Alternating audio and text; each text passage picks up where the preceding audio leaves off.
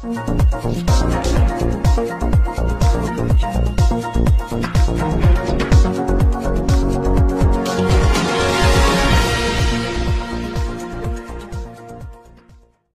کی باؤنڈری ہوتی ہے نا، اور وہ اس کی سرحد ہوتی ہے، اس میں ہم انٹر نہیں ہو سکتے.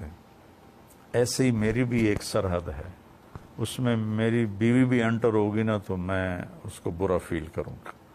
تب کسی کی سرحد میں انٹر نہ ہوں، وہ اس کی ذاتی زندگی.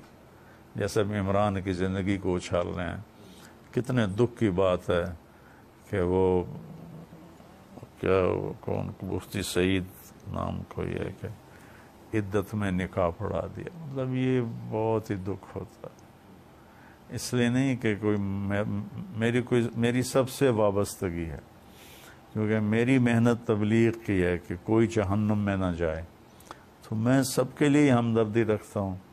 لیکن مطلب دکھ درد ہوتا ہے کہ اس پہ ویسے ایک مسئلہ پوچھ سکتا ہوں آپ سے؟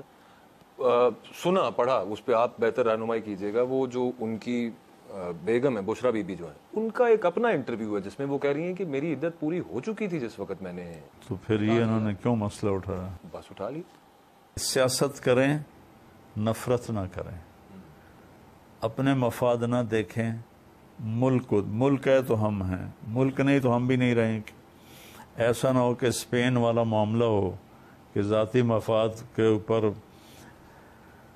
لڑتے سارا ملک 700 سال کی حکومت آج وہاں زیرو ہوئی پڑی ہے. میں قرطبہ کی جامع مسجد گیا، وہ گرجا بنی پڑی. تو میرا سب کو پیغام یہ ہے کہ آپس میں ملک کو پہلے دیکھیں، پھر اپنی حکومت کو دیکھیں.